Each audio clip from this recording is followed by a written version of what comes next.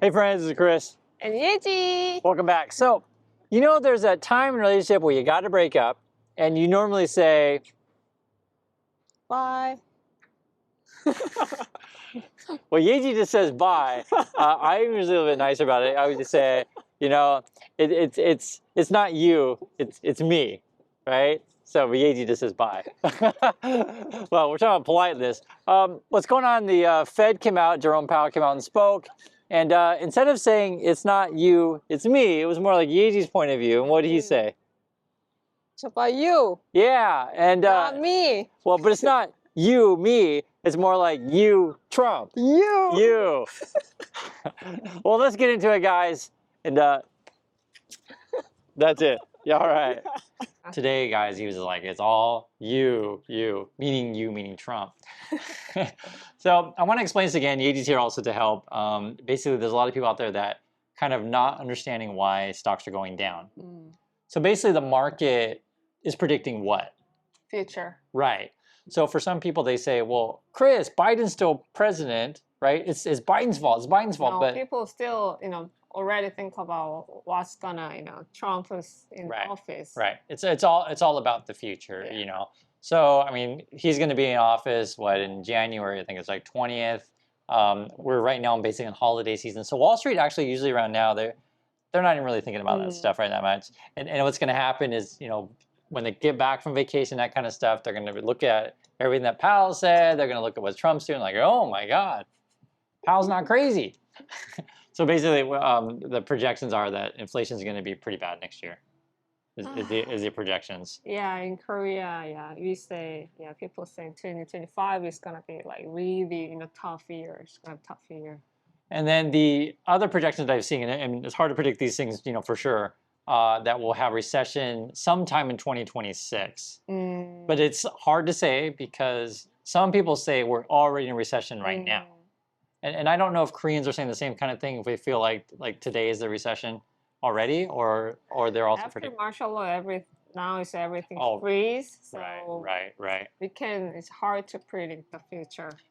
Yeah, and if you guys know, we just went through this whole fiasco with having a crazy president in Korea, hopefully on his way out, but in the USA, the crazy president's on his way in. So we got that. But basically, Federal Chair Jerome Powell, and I talked about this before in the prior video, he basically just admitted that Trump's going to screw us. It looks like it. Even he after, he won. Everyone's talking about tariff. Yeah. So what was the most beautiful word? Yeah, the most beautiful word is tariff, according to Trump. He's like he loves to say tariff, I guess. It's kind of weird. He calls himself Tariff Man. Is he? Yeah, Tariff Man. Tariff Man. So he can't take it back now. And the funny thing about tariffs are his supporters don't really understand how they work. Okay, so we got to explain this to you guys why it affects inflation. So basically, Trump was saying we're going to put tariffs on China, Canada, and Mexico. Everywhere, basically. Yeah, well, everywhere. But yeah, actually, it is everywhere. Just Canada is higher than others. Yeah, so what's going on with the reason why Canada, China, and Mexico are important is because those are like major trading partners for the USA. And Jerome Powell, if you guys understand what's going on, he said a big part, and I think you could argue that our largest part of inflation is actually housing. And he also mentioned insurance too, housing insurance. The insurance one, yeah, because it's like a third of your income. Transportation is quite a bit too. It's like 20% of your income. Everyone's situation is different. In some people's situation, it's like half their income goes to their mortgage, right? And so one of the things that we need to do, is build more affordable homes to try to get, prices down. Now think about this. It's not gonna be possible. Why not? Without tariff, even without tariff in Korea, every year the cost of building a place is going high. Not even without the without the tariffs, right? Without the tariffs, without the foreign employee, whatever, Yeah, and actually it's funny because here in Korea is similar to USA, to where we use basically you want to get cheap labor. This is basically what it is. Not just that, the material itself, right. going up every year. Well, let's start with the labor part, okay? So in here in Korea, where do we get many of the workers that work on the buildings? China, Philippines, East Asia people. Yeah, Indonesia is also in there, Vietnam, these kind of things. So in USA, a lot of the workers that work on the houses and buildings, stuff like that, are going to come from like Mexico, Venezuela, south of the border. So it's effectively cheap labor. It keeps costs down. Trump wants to kick these people out. So what do you think is going to happen to your cost of building homes? And you're not gonna buy home ever. Ever, right? Then the other issue is with the tariff situation. So one is Trump's policy is deport low-wage workers. The other issue is tariffs on, say, Canada. We get a lot of wood from Canada. What do you need wood for, guys? I think you guys get the idea, right? Build homes. So essentially what we're looking at is one way to bring inflation down is building more homes, but Trump is making it more expensive to do that. What's that? We're going to build home is cement. Oh, cement. Maybe. Actually, this is actually a true story. We have a sand shortage in many parts of the country. And for those of you who live on the beach, because when we were in LA, there was a big issue about this because you use sand to make cement, and so the beaches were disappearing. I think cement is more like from the mountain, though. Well, at least things that I've seen, it's sand from the beach, but it could be from the mountain as well, right? But this is so you have the construction of the sand from there, and then also the water's coming in because of global warming. Yeah. So the beaches are disappearing. It's been a big complaint among several people. We dumped a lot of sand in the in Busan too. Yeah. And it's actually funny because we talk about this all the time. So when I was a kid, my dream was to live like right on the beach, And I remember people saying, no, you actually want to live on a hill because in case there's any storm or anything like that, you'll be sorry. And this relates to inflation too because basically a lot of homes in Florida and otherwise, their homes they're just always under threat of flooding. So the insurance companies have to charge a lot of money to make it worth it to insure. Some people don't even take insurance anymore because it's too expensive. And I don't know if it was. It should be the same in Busan or Seoul. We had that major flooding. Insurance should have gone up for these. You didn't hear about these things? I don't know. I mean, the rules could be different here on that, But it got up so high to where insurance companies also said it was too dangerous to insure people, right? So you got that. So basically, Trump's policies are going to raise inflation, right? The Fed did say they gave some projections, 2.5 to 2.7% inflation next year, with the risk going to the upside. The projections for next year also, they're saying maybe 2 cuts to the Fed interest rate. Before, the market was hoping for 4. So not so many cuts anymore. Normally, the markets like to think that cutting rates is good. Is it? Well, it depends. There's good cuts and bad cuts, right? So the way many people in Wall Street think that it's like, just keep the money flowing. You want low interest rates so we can borrow lots of money to spur growth. The idea is you borrow money now to grow for tomorrow. Yeah, but the case on the rich people make money. Yeah, so cash flow in the market is not really healthy, I think. Yeah, I mean, it's too much easy money. It's been like that for a while. There's a lot of leverage in we say leverage or loans in crypto has quite a bit. The last number I saw, I think it was like 1 out of 5 bitcoins was based on borrowed money. And we may have a situation to where, and I want to guys play out this scenario here. We're talking about borrowed money, right? Many people out there are like, well, Chris, we really want home prices to come down, so we should do everything we can to bring home prices down. It's not necessarily a good thing. What happens? What's a negative? So you bought like, basically you pay like 100, but it's come down to 80, like 80.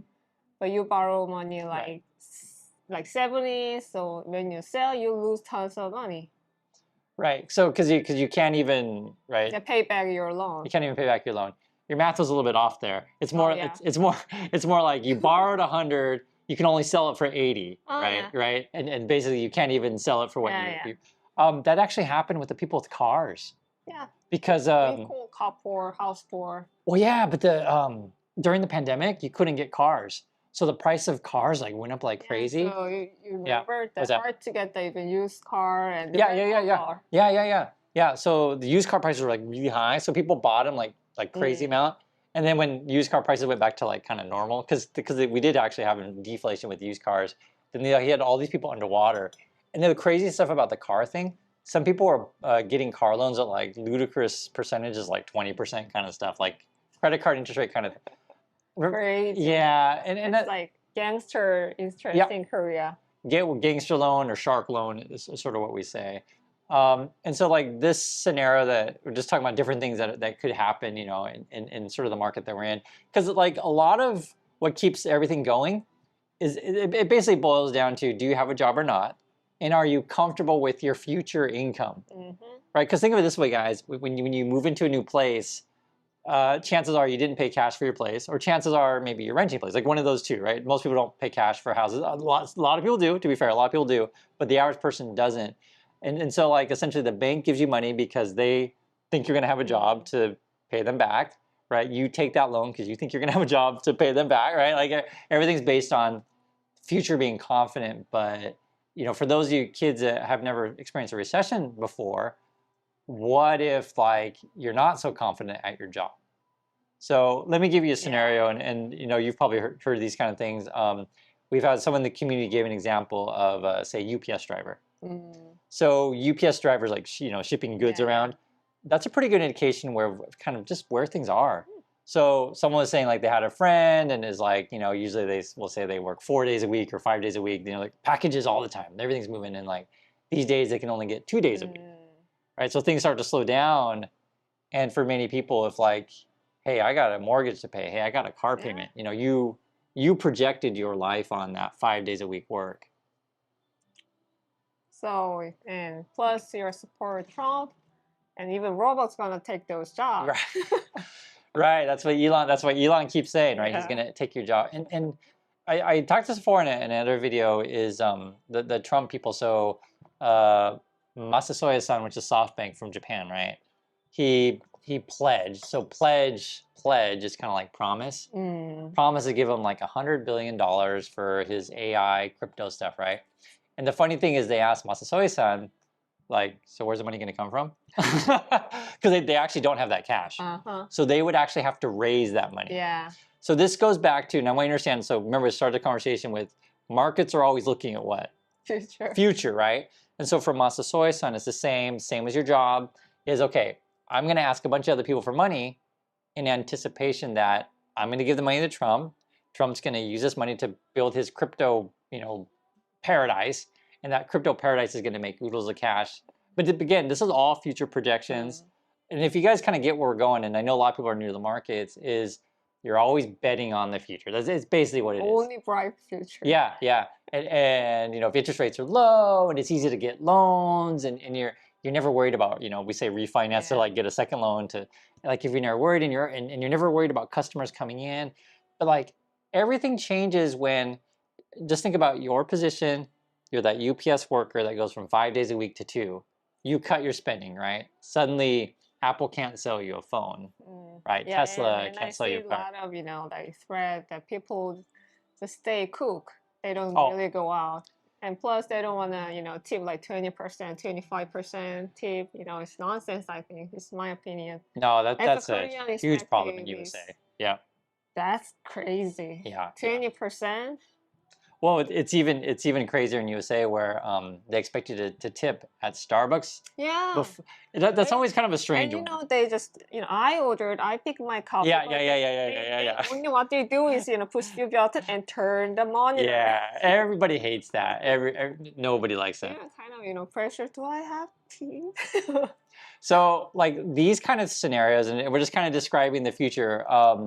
There's another scenario too where things could get really, really ugly, and people are going to complain even more. And I wanted to explain like what could happen. So tariffs come in. Company who brings in the products from whatever country, they're the ones, you know, on the hook for the tariff, right? For the tax, basically. What they end up doing is passing the cost onto who? Consumer. On the consumer, on the customer, right? So basically, prices go up, you pay the price. So let's say, you know, 5 years from now or whatever, tariffs disappear. Yeah. What's going to happen to prices? Go up, probably. Why? Why would prices go up? Stay or go up, okay? Yeah, stay is, you know, That was the price. They don't have no reason to, raise the Lower. Yeah, lower the price. There's no reason, but they can raise the price. Oh, inflation's go up, so we should, we should raise our product price more. So they raise more. Only two choices, I think. So basically, think of it this way: once a company raises prices, they're never they're never going down. And so the tariff is a way for Trump to scam people for his rich buddies, because essentially they can remove the tariffs, keep the prices the same, then suddenly they're profiting a lot more. And what happened to your salary? Yeah, and your salary is not going to move up, right?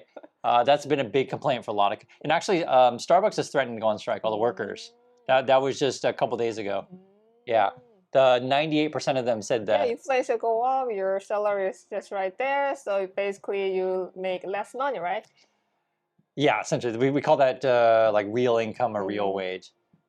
So it doesn't mean you're gonna all fail and stuff like that. I just want to explain what's going on, because a lot of times when people feel frustrated is because they don't understand.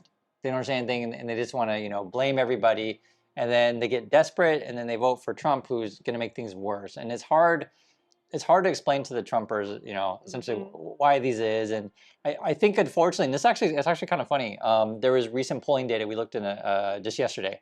It came out, and even though all these people they still support Trump, okay, there's still the group of people, but they even said in the poll, and these are Trump people, they said the tariffs are actually not so great. I think it was a very small. Well, okay. It wasn't a majority. It was like, we'll say 54% or something like that. Not like a massive majority, but they were saying like, maybe tariffs will be good for them. But when you looked at the Harris voters, only 4% said it would be good for them, meaning they know that tariffs are going to hurt them. And then the other number was something like, we just looked at in the video, was to kick out all the dark people.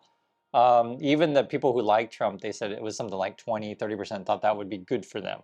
So most of Trump policies, like, it's weird, even though they still support Trump, when you ask them about specific policies, they're like, yeah, it's probably not going to help me. It's not going to help you. Yeah, it's not going to help you. But so the way the world is going right now, I mean, you can't make it on your income alone. I think everyone kind of knows that. So that's why you got to put money aside. You got to save to invest. You have to do these kind of things, because your income alone won't keep up with it. And what also happens during times of inflation, and we were just talking about this, to where the divide between rich and poor is going to get bigger. Yeah, I think same everywhere. It's going to get bigger. So with inflation, think about this. If I have a house, what happens with my house value in inflation? Go up. Right.